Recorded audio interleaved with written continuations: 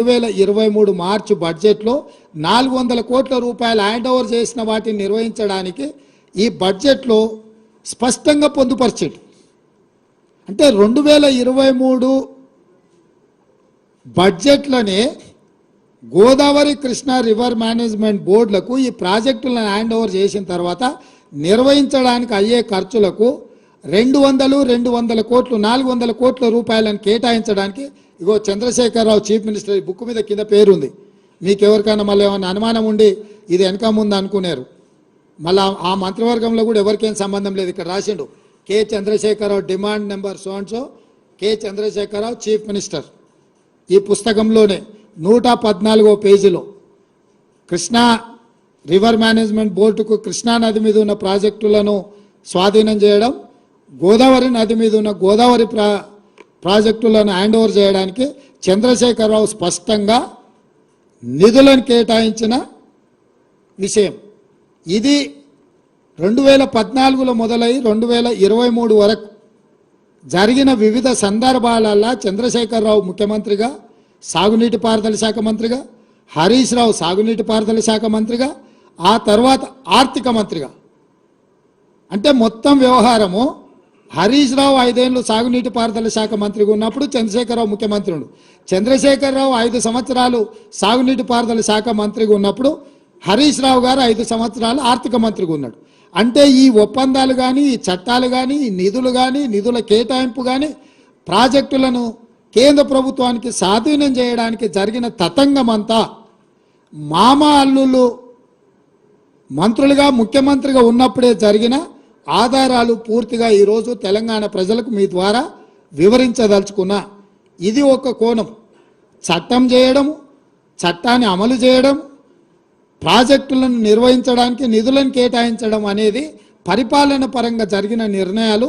ఇవొక్క పక్కనైతే ఆనాడు పదే ఈనాడు కూడా చంద్రశేఖరరావు కృష్ణానది జలాలను రాయలసీమ ప్రాంతానికి, కృష్ణా డెల్టా ప్రాంతానికి తరలించకపోతుంటే కాంగ్రెస్ పార్టీ హారతులు ఇచ్చింది, కాంగ్రెస్ పార్టీ నీళ్లను తరలించకపోవడానికి సహకరించింది ఉమ్మడి రాష్ట్రంలో అని చాలా సందర్భాలలో ఉపన్యాసం చెప్తుంటాడు. నేను ఈరోజు ఇక్కడున్న చాలామంది సీనియర్ పాత్రికేయ మిత్రులు ఆ రోజు కూడా జర్నలిజంలో ఉన్నారు, పాత్రికేయులుగా పనిచేసినారు, తెలంగాణ ఉద్యమకారులుగా మీరు కూడా ఉద్యమంలో పాల్గొన్నారు. 2004 నాడు రాజశేఖర రెడ్డి గారి నేతృత్వంలో ఏర్పడ్డ కాంగ్రెస్ ప్రభుత్వంలో 6 మంది మంత్రులు ప్రమాణ స్వీకారం చేశారు. మీకు అందరు గుర్తుంది కదా. రాష్ట్రంలో కేంద్రంలో మన్మోహన్ సింగ్ గారి నేతృత్వంలో కేంద్ర ప్రభుత్వాన్ని ఏర్పాటు చేస్తే టీఆర్ఎస్ నుంచి 2 మంత్రులు చేశారు. ఒక ఆయన పేరు కల్వకుంట్ల చంద్రశేఖరరావు, ఇంకొక నాయకుడి పేరు ఆలయ నరేంద్ర గారు. రాష్ట్రంలో 6 మంది మంత్రుల హరీష్ రావు ఒక మంత్రి. 6 మంది మంత్రుల్లో నాయని నరసింహారెడ్డి గారు కూడా మంత్రిగా ఉండి కడప జిల్లా ఇన్ఛార్జ్ మంత్రి. 2004లో కాంగ్రెస్ నేతృత్వంలో ఏర్పడ్డ ప్రభుత్వంలో ఆనాడు టీఆర్ఎస్ పార్టీ భాగస్వామ్యము మంత్రివర్గంలో, ప్రభుత్వంలో. ఆ ప్రభుత్వంలో 6 మంది మంత్రులలో హరీష్ రావు ఈరోజు పెడబొబ్బలు పెట్టి హరీష్ రావు గారు మంత్రిగా ఉండడమే కాదు, నాయని నరసింహారెడ్డి గారు కడప జిల్లా ఇన్ఛార్జ్ మంత్రి. 11,000 క్యూసెక్కులతో ఉన్న పోతిరెడ్డిపాడు, యాక్చువల్గా పోతిరెడ్డిపాడు కానీ తెలుగు గంగ కానీ ఒకటి 15 టీఎంసీలు ఒక ప్రాజెక్టుకు, అదేవిధంగా చెన్నైకి నీళ్లు పంపించే తెలుగు గంగ ప్రాజెక్టుకు 17 టీఎంసీలు, 19 టీఎంసీలు మొత్తం కలిపి కేవలము కృష్ణానది జలాల నుంచి శ్రీశైలం ప్రాంతం నుంచి వాడుకోవడానికి కేటాయించింది 34 టీఎంసీలే.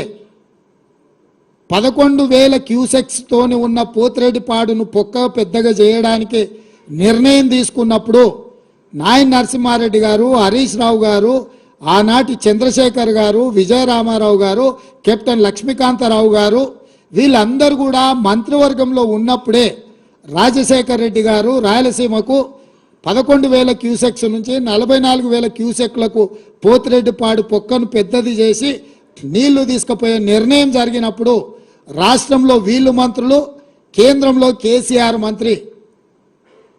ఈరోజు కాంగ్రెస్ పార్టీ తెలంగాణ నాయకులను దోషులుగా ఆరోపణ చేస్తున్న చంద్రశేఖరరావు, నీ గత చరిత్ర ఒక్కసారి వెనక్కి తిరిగి చూసుకో. పోతిరెడ్డిపాడు ద్వారా అత్యధికంగా నీళ్లు తరలించుకెళ్లాలని నిర్ణయం జరిగినప్పుడు ఆనాటి నీ సహచరుడు నాయన్ నరసింహారెడ్డి గారే కడప జిల్లా ఇన్ఛార్జ్